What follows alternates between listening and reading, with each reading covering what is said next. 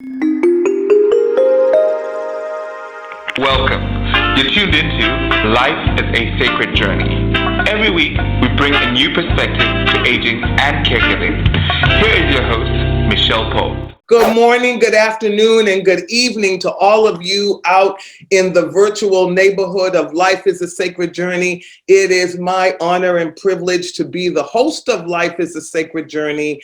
My name is Micheal Pope, and it is so good to be with you every Friday morning at 8 o'clock on Facebook Live, and then it goes out throughout the stratosphere. I want to thank my producer, Felicia, for everything that she does to make Micheal Pope Productions, as well as Life is a Sacred Journey, something that comes forth to you every single week, as well as make sure that it gets out into the world. I want to say thank you to all of my TikTok followers. Yes, Micheal Pope is on TikTok. There are 130,000 people following us on TikTok. So thank you to all of you that are following us there. I want to thank Dr. Pearl, who was a major part of that explosion on TikTok. He will be coming back. We will be having more discussions with Dr. Pearl. I also got my book in the mail, The Sudden Caregiver, a roadmap for resilient caregiving. Last week, we had Karen Warner Schueler on, and she is also going to be sending some copies that we will be distributing to the Life is a Sacred Journey audience. And so thank you so much, Karen, for coming on Life is a Sacred Journey and The Sudden Caregiver, a roadmap for resilient caregiving. At some point, I'm going to have Karen, Stuart Furman, and Carolyn Brent, and a few other people on a panel to talk about caregiving. I dreamt about that last night. I actually envisioned it and saw it, and I haven't asked any of them yet, but Stuart, I know you're there, so put that in your head. And I'm just so thankful for all of you out there in the virtual neighborhood who have made Life is a Sacred Journey something that is important to the lives of caregivers and those individuals that are living, just caring and living this sacred journey as we age in place. I consider myself an ageism advocate. You know, I really believe in advocating for ageism. Ageism to me is not just about me, meaning my aging, but it's also the way we treat children. It's also ageism, you know, so we're going to talk about, that's one of my ponderings today. And my second pondering today that I thought a lot about, and I haven't been able to get it off my mind, I have tried to get it off my mind, is what does it mean to really own our own power? I've been writing a lot about that. Write in the chat if you know your thoughts about that. What does that mean when we say we want to own our own power? Is it autonomy? I believe it's a piece of that. Is it meaning to be free, to live our lives in the way that we see that we were created or made? What does it mean to own your own power? Why don't you write in the chat what that means to you? Let's share with each other what it means to own our own power. For me, it means freedom. To own my own power means freedom, to be able to live where I want to live, go to school, work, freedom. It's like my civil rights, all of that. And then owning my own power goes more inward, meaning the power to be kind, meaning the power to be grateful, meaning the power to walk humanely through the world. I don't always meet the mark. I think I didn't hit it yesterday in a meeting. I've been thinking a lot. I lost a couple of hours of sleep last night. I was in a meeting and I contributed, but I don't think I did it in the best way. Again, we're constantly re-examining our own power and how it goes out from us into the world and how it hits other people, you know, and that's what I didn't acknowledge yesterday when I was owning my own power to have an opinion about something. I wasn't acknowledging until after the fact, hindsight, that maybe I could have thought about it a little more and had a little bit more kindness in the delivery. I'm not sure. I'm really not sure, because I'm very confused about the whole communication that I had But again, owning our power means also knowing when to stop. When to stop talking, when to be silent, when to hold that thought because it's not fully developed or it's reactionary. And I think that's what one of my ponderings is today, is that we have become, in this year, in the last 5, 6, whatever, or however it exists in your timeline of life, very reactionary to everything going on around us. We react to this political arena that surrounds us all the time, this vortex of chaos. We react to the violence that is happening in our world today. We react to it, and then we come back down. So we're constantly going, react, calm down, react, calm down. And I've been reading about the impact of that on our mental status, as well as our health, as well as our spiritual selves. It really attacks it. It also attacks your health and your immunity system. So all of these things coming together, and that's what Life is a Sacred Journey is about. I'm trying to explore the connection of mind, body, and spirit. And I know there's great scholars out there. I've read the books, and yet nobody has taken it and really said, and then the medical field adopting it for preventative health care in a way where, and we are seeing more of it. So again, I'm just saying that it becomes a system that replaces the old system and says, let's start with holistic stuff first. Because before there were hospitals and clinics and pharmaceuticals, there were teas and all kinds of things, pressure, acupuncture, all these things that created health environments for people, and we should marry them together with the science. And again, if you look at all of that, that's science too, and then begin to look at life a little bit differently. And then I believe that that balance helps us to own our own power. So that's just one pondering that I had today. So write in the chat what it means to you to own your own power. What does it mean to say, I'm in this world and I exist as a part of a collective, and I own my power in that collective to advance the collective, and the collective being the human race. Okay, so I want to move from that to ageism. I have been so honored by Ashton Applewhite. Oh my gosh, I think I interviewed her on Life is a Sacred Journey when we were only on Blog Talk Radio. Many of you, Stuart remembers that, and many of you remember that Stuart was a guest. And then this platform is only a year, or just a little over a year old. We celebrated our 1-year anniversary. But Ashton Applewhite did something that I thought was an amazing thing. She's from Brooklyn, New York, so we're kindreds, you know, East Coast people. But she is a woman who wrote an incredible book about ageism after she did something that I thought was remarkable. What she did is she grayed her hair and began to walk the streets, of course, in, you know, Brooklyn, New York, you walk around, in New York, you walk around, and began to really, as a science sociology project, to see how people would react to her. And she wrote a book, This Chair Rocks, and she'll be on and we'll talk more about it.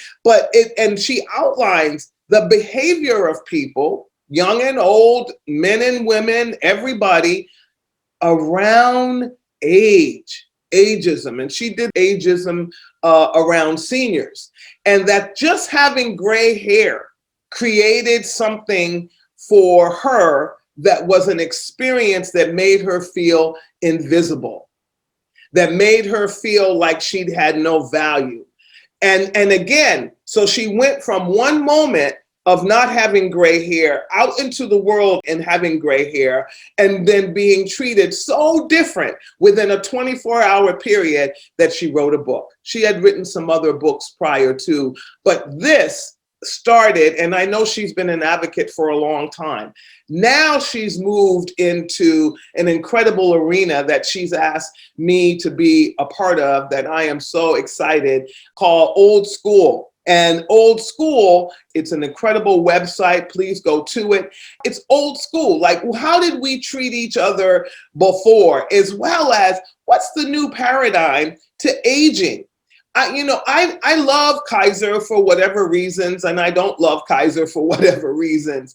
But when Kaiser does a commercial to tell me that 63 is the new 50-something, then you're telling me that the years that I have lived between 50 and 63 have no value and that I want to be there. And you're making the assumption that aging, or you're creating a stereotype around aging, that it's something where youth is like, I want to go back to there. Now, I have sciatic issues that I didn't have in my 40s. I would love to not have them, because I think I'm going to have them for the rest of my life, even though with yoga and all these kinds of things, it's gotten tremendously. I'm like 98% pain-free without any medication or anything. But at the end of the day, in my 40s, I was running at least, 2 to 5 miles every single day. Here we forward to 63, I'm not doing that. I'm walking an hour a day, 30 minutes in the morning, 30 minutes in the evening. But at the end of the day, I am not unhappy at being 63. Why? Because I'm alive. And that gives me an opportunity to do things that maybe I hadn't done before. It gives me an opportunity to dream in a different way because my family is launched, my children are launched. And so I don't have to worry I worry about them all the time. Of course I do. I'm their mom. I love them. But at the end of the day, I'm not worried about certain things that had to do with their development. So they're launched. And so there's a great sense of joy in that I'm living in. So to tell me that I should go back and that it's the new something, like we can't have vitality and be a part of a thriving existence after 50 something is totally wrong. And it sets people up to make jokes about their ageism, to feel sabotaged, as the movement says, the Old School Clearinghouse. Old School Clearinghouse is a wonderful place to go to learn about ageism, and you can join the movement, and Ashton will talk more about it. But people feel sabotaged when we set up these ground rules. When Oil of Olay says, oh, why don't you just say, let's moisturize? Because that's what I'm going to tell you. It's about moisture, moisture, moisture, moisture. As much moisture as you can put in. There goes that accent again. Moisture. Oh, gosh, I tickled myself. Moisture in your skin, then your skin is going to be plumped up.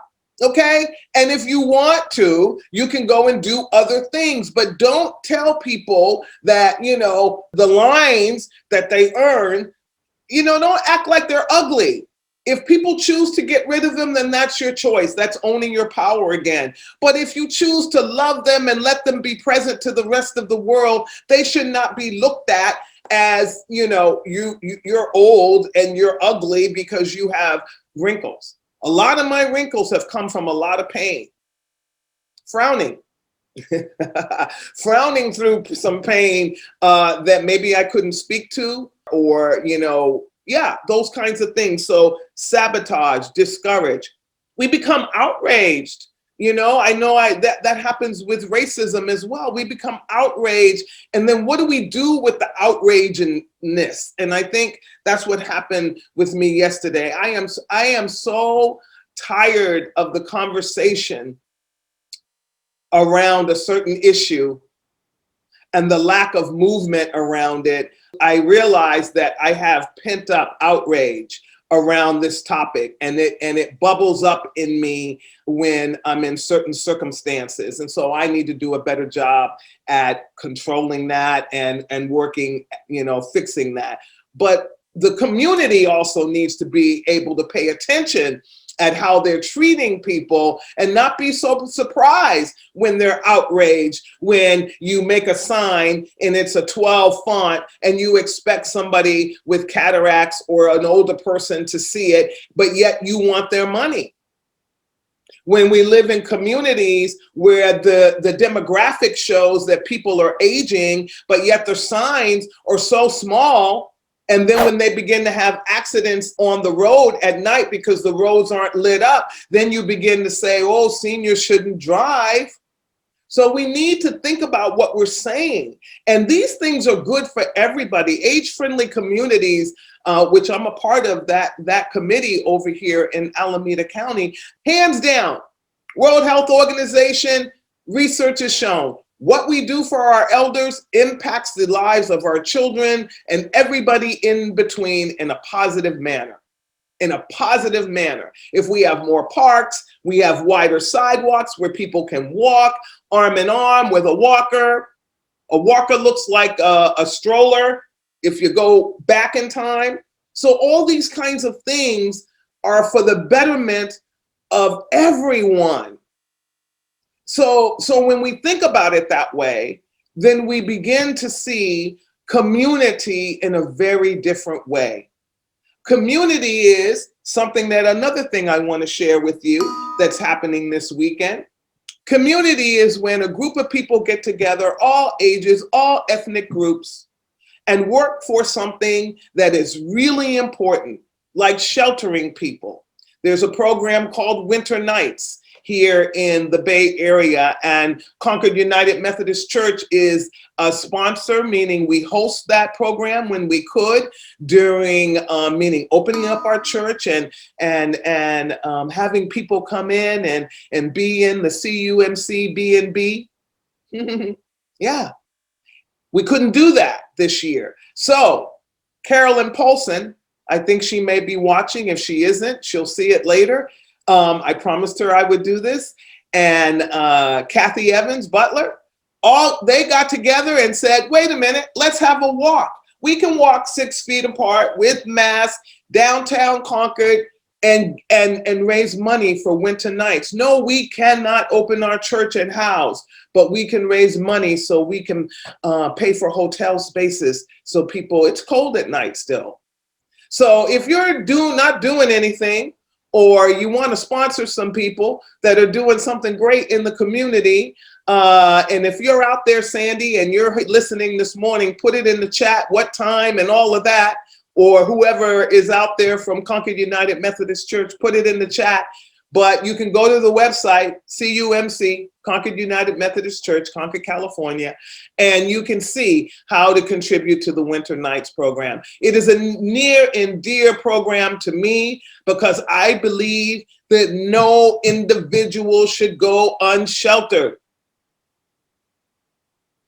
Not when I walk around. Somebody told me, who told me this? Wanda Wallace, who has been on and she works in real estate. And she told me the other day that all the boarded up buildings across the United States, if we put every unsheltered person in all of those buildings, there would be no persons on the street and we would still have buildings left over.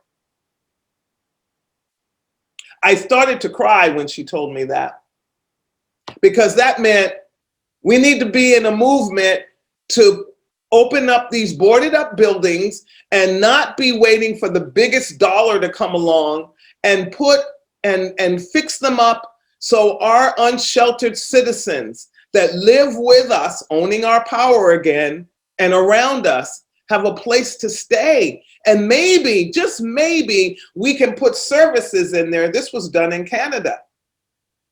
They took all, and it's a little tiny province, so yes, no, it's not the Bay Area. But just think about if we did that, where they took the homeless community, took an old building, fixed it up, homeless community put in, services put on the bottom floor. I think they made a 5-year commitment to these individuals, gave them stipends, helped them get jobs, helped them with their addictions, helped them with their education, and these families have thrived. They have not bounced back into poverty. But you can't do a one-up when a person has been living in poverty for many, many years and think that's going to change the trajectory of their life. No, they need people to walk with them and to be with them throughout the process. So that's a pondering around something that you can do for this weekend to help our unsheltered citizens throughout the Bay Area. Winter Nights is a Bay Area program, and it helps people who are unsheltered. And it started in the winter because, as you know, many people die on the streets of California, especially up north here in the winter. So I just remembered that. I apologize for skipping all over the place. So we're back to ageism. People who are aging feel sabotaged, discouraged, and outraged. They also feel damaged. They feel damaged because when we have stereotypes that speak to them and say to them that people are clueless, or I'm ageless is to ageism as I'm colorblind is to racism. So when you say, oh, I'm ageless. Well, no, I'm not ageless. I'm aging. Trust me. But it's the same thing as saying to somebody when you say, I don't see color, because you do see color and you should see color. It doesn't have anything to do with racism at all. You know, that doesn't really get rid of racism. That's just another way that we've learned to speak about it in a way that keeps us from the trajectory of really digging deep in it. So when you say things are ageless, and you know, I love when people say to me, you know, you don't look your age. But the other side of it is, I kind of go, well, what does that mean? You know, because again, you are aging, and on one hand, you have to take it as a compliment, but on the other hand, you also are looking at it and saying, okay, but do you not see me, right? Do you not see me?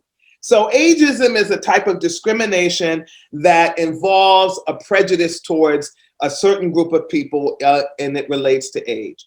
And similar to racism and sexism, ageism involves holding negative stereotypes. And I want to talk about some of those stereotypes that contribute to ageism.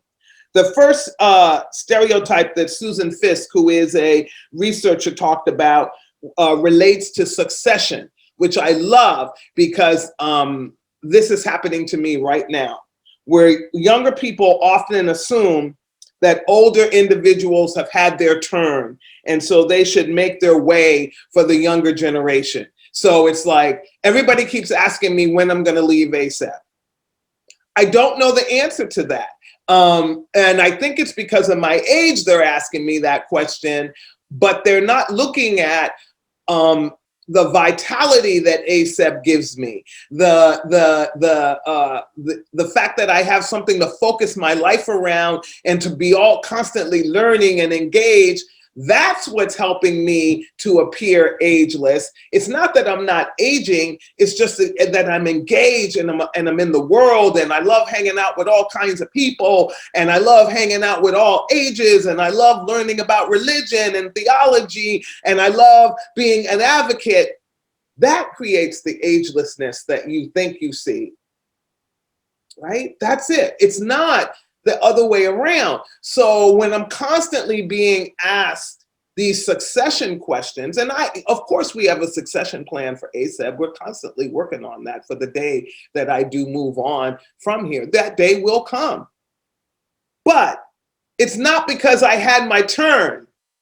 My turn may not be up. Remember when you would play in the playground and you're like, my turn, and then somebody would come back and then it would be their turn again, and you would feel a little cheated because you wanted your turn to last a little longer? We're not putting people out to pasture. It's not that anymore. We're living in a different time. And then the second stereotype that Fisk talks about is consumption. That young people frequently feel that limited resources should be spent on themselves rather than older adults. And this also, you know, we experienced this in the pandemic where people were talking about, you heard Dr. Pearl talk about it, and then we talked about it around racism, but ageism played a part in this too. well, if we don't have, I'm not going to say who said this because this is not a political platform, but, oh, well, we don't have enough ventilators. We need to give them to the younger people, the older people. Well, ooh, ooh, ooh. And that was said out loud by a politician. Ageism doesn't mean that the limited resources that we may have should be taken from the elder group first, just because you think that they are at the end of life and, oh, well, they should be sacrificed for this piece of life. We experience that a lot in politics and how we use our money when it comes to senior programs, Medi-Cal, all of that. How easy it is to cut programs and funding. And again, I don't say easy, meaning people don't lose sleep and and that there's no thought to it. I'm not saying like that. But what I'm saying is, rather than saying, no, we will not touch this, we start there. We start from touching and cutting and slashing, and then we go, oops, we made a mistake. I can't tell you, for the last, 30 years of my life, we've been talking about a gray tsunami and all the things that we would need to prepare for our aging community. And I'm not talking about just the aging of the fragility parts of aging, just aging. We knew this and we talked about it. I attended so many meetings. I have books behind on my bookshelf full of that stuff. 30 years later, we're still talking about what people need. What do we need to move into action? To build buildings where elders can age in place with younger folks, so that younger folks don't have this consumption idea. I know in Belgium and in Norwegian countries, they have that, where college students are living with the elder and helping to care for the elder. Therefore, then they get their college education free. Why can't we think like that? Why are we so greedy for money? Money, to me, is the catalyst for all of this. I'm not telling people that they shouldn't have money to live. You got to have money. I paid almost $50 to fill my gas this morning. I needed money to do that. But at the end of the day, the money should be used for the better good. And when people are suffering, when you drive by People's Park up the street, there were people suffering there in a multitude in tents. You can smell the suffering there. And throwing stuff at it instead of actually looking at it, it's a mental health issue. So why aren't we doing more to help our mental health citizens? The ones that live on the street because the monsters chase them out of the buildings. That's what we're talking about when we think about consumption. And so you can talk about consumption across all the isms. When you think there's not enough resources, that we have to hoard them, or I have to take from this or not give to this in order for me to be in the position that I'm in, that's a caste system, that's systemic. And it crosses all the isms, ageism, racism, ableism, it crosses all of it. And so what do we need to do to be in movement around that? And finally, she says, we need to stop this generational divide conversation, because she said we have put young people in a place that they have held on to stereotypes that identify older adults as people who should act their age and not try to steal the identities of younger people, including such things as speech patterns and manner of dress. So people would think, if they were young, I don't hang out with those kind of young people, because all the young adults, the millennials and all the young people that I hang out with or just educate me all the time. I want to thank all of you. But manner of dress and speech patterns and all of that do not belong to one segment of the community. It is language and dress is universal, and it's an expression. I think, I love, many of you know, I started my career in the fashion world. And so fashion is like art to me. I don't put together my outfits like, oh, it's a shirt or a pair of pants. I'm putting together a whole look. It's an art project when I pick out clothes. I'm surprised I'm still not in. That'll be my next, I'll go back. But at the end of the day, when you think that people are not acting their age, and that's where sexism and all that kind of stuff comes in. I remember once somebody said to me, oh, my parents, they can't be having sex. They're in their 70s. What are you talking about?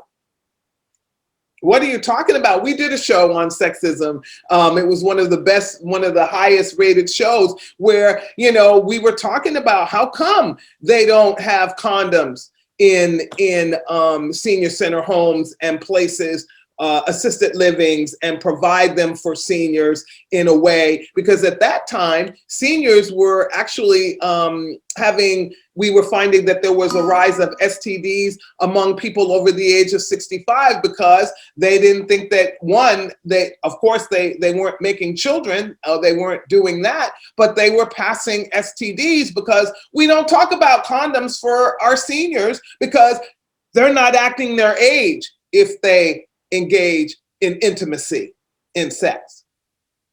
So again, we got to be careful what we're talking about, and we need to do it from a human place and not from the pieces of the places where you live out your human existence. And we want to talk about how common is ageism. Write in the chat, how many of you have felt ageism? What did it look like for you? Let's share those stories with one another so that we can understand what ageism feels like for each of us that are experiencing it. Some of us get away with not feeling it longer than others because of what we look like on the outside.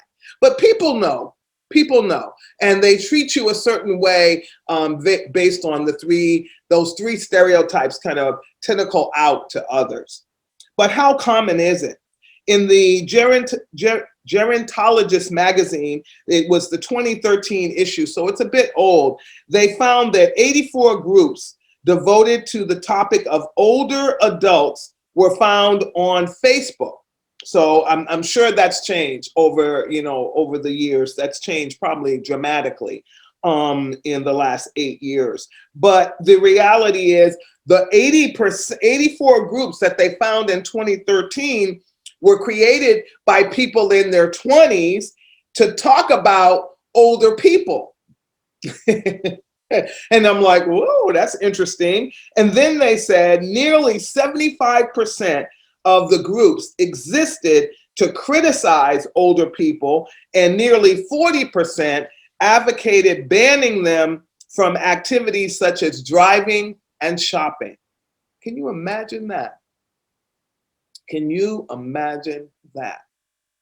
Older adults also feel the impact of discrimination in the workplace. According to the U.S. Equal Opportunity Commission, almost a quarter of all the claims filed by workers are related to age-based discrimination. Also, the AARP reported that 1 in every 5 workers in the United States is over the age of 55, and nearly 65% of workers say they have experienced age discrimination at work, and 58% of those surveyed believe that ageism became apparent starting at the age 50.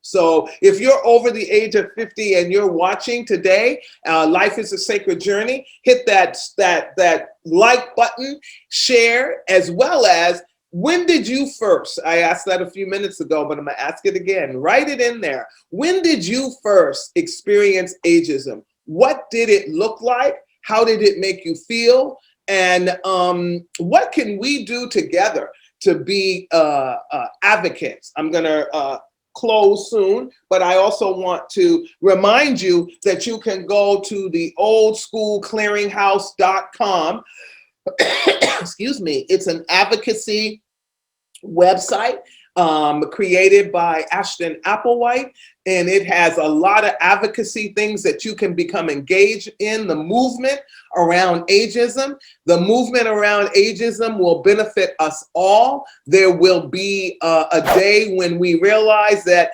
when a person is born, that if the quality of life that we create for that individual, meaning health, education, exposure to art and science and music and love, that person will be a healthy person, and that they will grow into a time where they will live out the season of their lives and hopefully have a long life where they will feel like, wow, I mattered.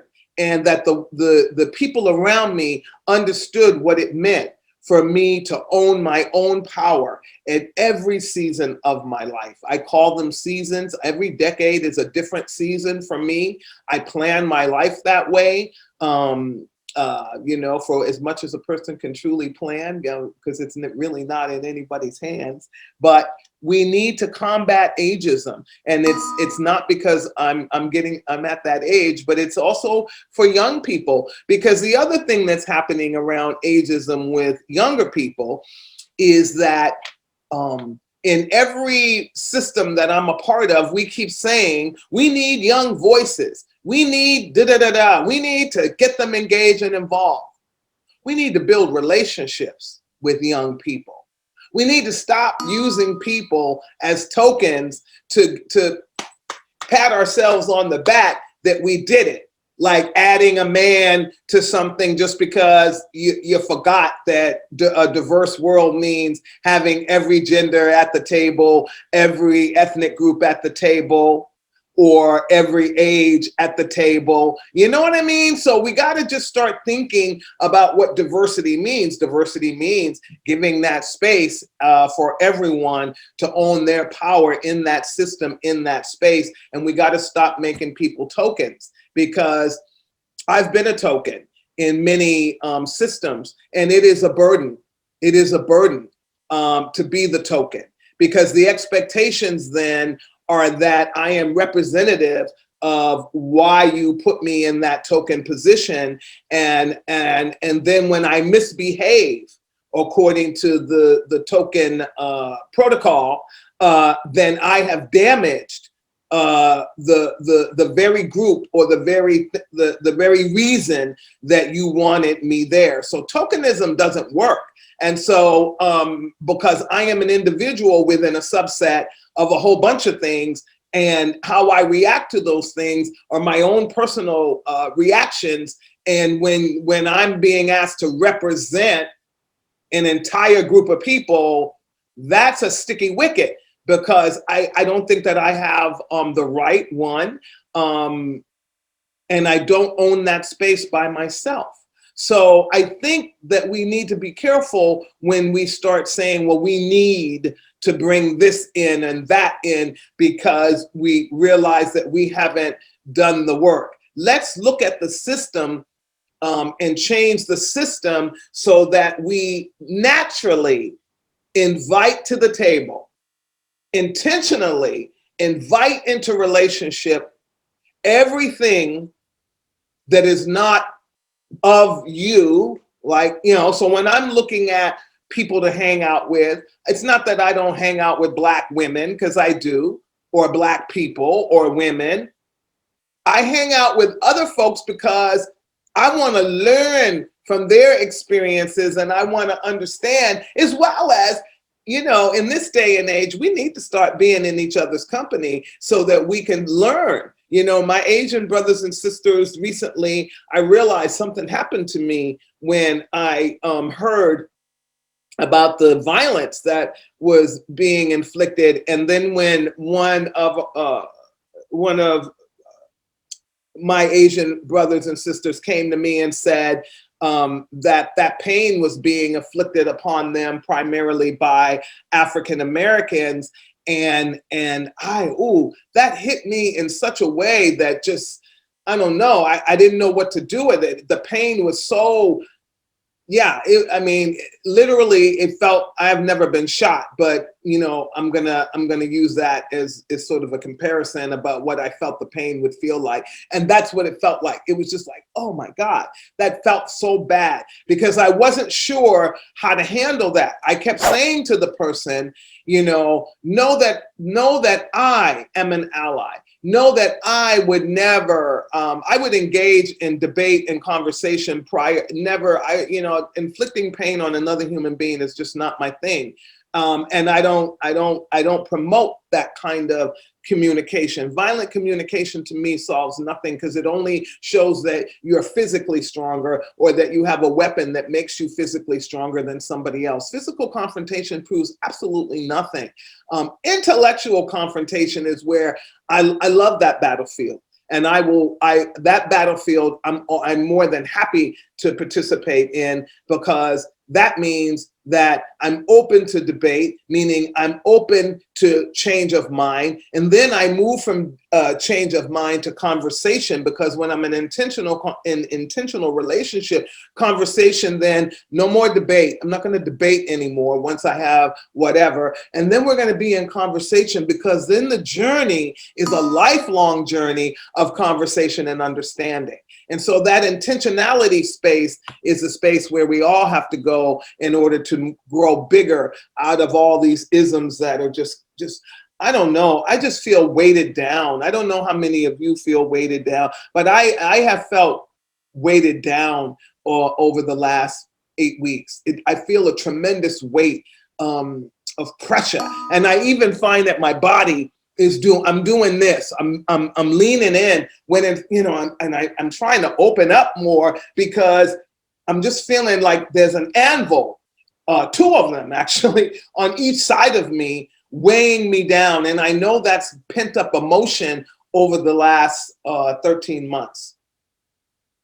And so I'm thinking about all of us as I ponder all these things. And I pray that you are pondering all kinds of things as you walk through your journey in life, because nobody should feel disadvantaged or disenfranchised or not a part of this incredible journey.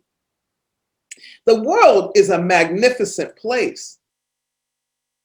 And then, it is us as humans that have hurt each other. We're the ones that use these vile words against each other in thought and deed. Dr. Pearl said something that I will always remember, and maybe that's why I'm so emotional around what happened in this dialogue that I was in yesterday. Is we got to think and go back when we say things, what I'm doing right now, and thinking about, did I say that right? Did I hurt? Did I maim? Did I do harm? And if so, then I have to be the big girl that I think I am, the human that I want to be, and go back and say, can we talk about that? Because I'm not sure if that came out with love. And if we do more of that, humble ourselves, now that it may not be received. This is the other thing that I've always told my children. When you say you're sorry, the person doesn't have an obligation to accept your apology. There's no obligation there. But you must acknowledge the harm that you have done and then move on. If the person doesn't accept your apology, that is their right. You can't be mad at them. You have to honor where they are. You have to pray that they will forgive you at some point. And remember what you did to create that space that person is now in. and may remain in throughout you may have lost a relationship. So I pray that I didn't yesterday. I pray that I didn't. I felt I was speaking the truth, but I think I could have spoken in a better way, in a kinder way. And that's what this world is all about. It's re-examining who we are, honoring the relationship that we have with one another, try not to crash into each other with word, mind, and deed. Yeah. So I'll be asking for forgiveness today. If it's something that, and I'm still contemplating that, so I'm going to be thinking about that. Whew. Let's take a deep breath. I want you to breathe in this wonderful day that we made it to April 2021. Let's breathe that in. Breathe in that you made it to April 2021, because there's over 500,000 something plus people that didn't. Breathe it in and breathe out hope. And breathe in that you are wonderful and that your life is a sacred journey and you deserve to own your own power. And we deserve to be the best we can be as we travel this world together. It's hard. Man, it's hard. But we can do it. We can make it together. So I thank you all for coming to Life is a Sacred Journey. You're an amazing group of people. You are very special to me. Some of you I know personally, many of you I do not. So for those who I know personally, thank you for supporting Alzheimer's Services of the East Bay and Life is a Sacred Journey. We really appreciate everything that you do. Hit that share button, let people know. I also want to let you know we are having a virtual fundraiser here at ASEB, a wine tasting on April 24th. Go to our website and check it out. The first one was wonderful. We're looking for some sponsors, so help us out if you can. And thank you. Thank you for making my life, for being a part of my purpose. You know, I think that I am living out my purpose. Some days I question, I question that. But I think you're a part of it. I think you're a part of the purpose that I was created for. And so I thank you so much for being a part of it. Hug yourself. Give yourself a pat on the back. You made it through another week. And may the journey of life be sacred for you. And know that you are not alone in this sacred journey. Be well until we see you next week. I believe we have a guest next week. You'll see it. Felicia will put it out there.